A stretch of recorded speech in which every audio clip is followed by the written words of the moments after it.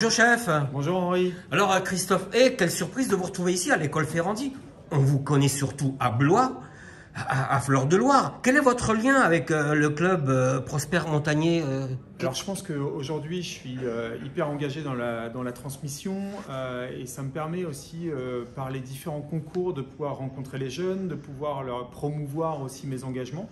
Et cette année particulièrement, puisqu'en fait ce thème était un thème qui me colle bien aussi, puisque le travail du végétal c'est quelque chose de très important et on voit qu'il y a une évolution dans notre façon de s'alimenter. Donc c'était voilà, une belle occasion pour moi. Patrick m'a contacté et voilà, je suis... Alors c'est vrai que le végétal on le voit partout maintenant, il faut absolument avoir un menu végétarien, un plat végétarien, ça devient obligatoire Non mais...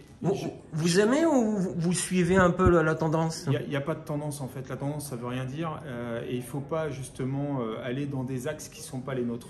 Moi aujourd'hui je parle du végétal parce que j'ai 1,5 hectare de culture, je suis en autosuffisance, je n'ai pas spécialement un menu végétarien.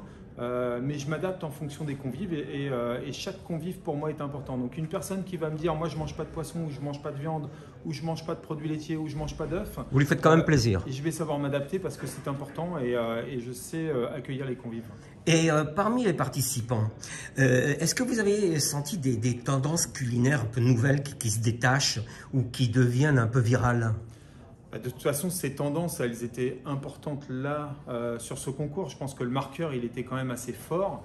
Là où il était important d'aller voir la technicité de chaque candidat, c'était surtout sur la deuxième épreuve, cette histoire de battle là. C'est là où on voit finalement si on a affaire à des vrais cuisiniers, des gens qui n'ont pas fait que de s'entraîner, mais qui vont avoir aussi de la créativité. Bon. Alors, chef, je ne veux pas vous rappeler qu'on s'est régalé, que vous nous avez régalé lorsque vous avez préparé le dîner de gala du guide Michelin 2024, l'année dernière, à Tours. Quelques petits souvenirs marquants, un peu de stress? En fait, c'était beaucoup de stress. Ma volonté, c'était aussi de promouvoir les jeunes et les écoles hôtelières de Région Centre. On a fait appel aussi bien à des CFA qu'à des lycées hôteliers. Et si on devait retenir une grande fierté pour moi, c'est celle d'avoir proposé du silure à toutes les personnes qui étaient présentes et à promouvoir ce poisson qui, pour moi, est pas évident, de poisson d'eau douce. C'est un poisson qui est évident, c'est ce que je dis souvent, on mange du Saint-Pierre et on a l'impression qu'on a roulé dessus, il est plein de pics de partout. Oui. Mais la chair, on a dit qu'elle était bonne, donc on a défini qu'elle était bonne. Le silure, on l'a dénigré avant de le connaître. Et finalement, c'est une chair blanche qui est magnifique. Mais on n'en trouve pas toujours chez notre poissonnier, en bas de la rue. Pourquoi? Est-ce que vous seriez prêt demain à aller acheter un silure plutôt que d'acheter un Saint-Pierre? Si c'est vous qui le préparez, chef. Et justement, au Fleur-de-Loire, vous proposez un menu signature en 9 services. Je me dis, est-ce que c'est bien raisonnable? Mais c'est là, Henri, où il faut aller regarder. J'ai descendu justement. Maintenant, moi, je suis redescendu à 7 services. Tu vois, mon menu signature est en 7 services. J'ai enlevé 2 plats et je me suis dit maintenant, on va se concentrer et on va faire du bon boulot et on va essayer de ne pas perdre les gens en fait. Parce que plus tu fais un menu grand, plus tu fais un menu avec plein de diversité de plats et plus tu perds les gens. Et aujourd'hui, j'ai décidé que mon menu signature, il était en 7 services justement. Donc, en 7 services, on se régale, on ressort de table, on n'est pas repu. Sans se ruiner non plus. Attention, on ne peut pas non plus dire qu'il ne faut pas se ruiner dans des maisons comme les nôtres. J'ai démarré, on était 8, aujourd'hui on est 140 à Fleur-de-Loire. Il y a des salaires à payer, voilà, c'est un ensemble de l'expérience qu'on va pouvoir vivre dans nos maisons qui va faire que le prix va être plus ou moins important. Après, sincèrement, aujourd'hui, j'essaie vraiment de rester cohérent et de ne pas aller dans l'excès. En plus, à Fleur-de-Loire, c'est pas qu'un restaurant, c'est aussi une pâtisserie, c'est aussi un hôtel, c'est aussi un spa. Qu'est-ce qui vous manque, chef? Aujourd'hui, je suis comblé, je manque pas de personnel, les gens veulent et s'intéressent à mon activité, on a la proximité avec Paris. Je voulais absolument que ce lieu, ça soit une expérience complète, donc qu'on soit un petit peu comme dans un cocon, où on soit dans une bulle et qu'on puisse profiter de la vie. En fait, je sais ce qui nous manque, ce qui vous manquerait. Parce que comme vous êtes situé à Blois, au bord de la Loire, il ne manque plus qu'à avoir un petit bateau de croisière pour nous emmener en croisière gourmande. Je suis désolé, ça n'arrivera jamais. Oh, chef!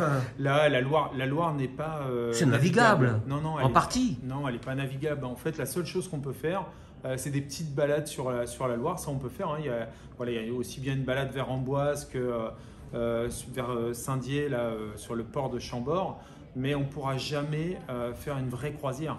Il y a quand même des endroits où les bateaux ne peuvent pas passer et à la seule époque où on pouvait faire des choses sur la Loire, on les faisait à bout de bras pour transporter les marchandises. D'accord, bon, bah alors sinon, bah, écoutez, on va se venger sur votre galette des rois, fleur de lys. Cette année, elle a quelle saveur, votre galette des rois? Avec Jean-Louis, qui est mon chef pâtissier sur la partie boutique, ce que je voulais par-dessus tout, c'était avoir justement un feuilletage qui soit hyper friable. Hein.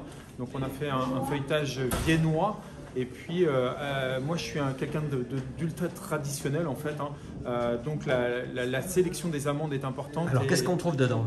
Bah, derrière, sous le feuilletage? Les amandes qui sont importantes, qui sont produites à Pithiviers. Hein. Donc, on est dans le nord du Loiret, on reste sur de l'ultra local. Ouais. Et après, on a utilisé 3 vanilles différentes. Des vanilles que je suis allé moi-même sourcer. Une qui vient de l'île de Taha. C'est où ça? Qui vient de Taha, c'est à Tahiti. Hein. J'ai fait oh là là, mais, voilà, il va nous faire rêver. Une autre de l'île de la Réunion. Et puis ma troisième qui vient de Nouvelle-Calédonie, hein, qui est une vanille givrée. Donc 3 vanilles différentes, c'était vraiment pour avoir des sensations différentes dans cette galette. Et on va avoir des amandes qu'on a caramélisées, des éclats d'amandes qu'on a caramélisés, qui vont garder ce côté croustillant quand on va venir la déguster. Ouais. Ah, c'est un travail de précision alors. Oui, hein. et pourquoi fleur de lys? En fait, j'ai aussi ma céramiste hein, qui est juste là à côté de Fleur de Loire. Et ma céramiste, je lui ai fait faire cette fleur de lys emblème de la vallée de la ville de Blois.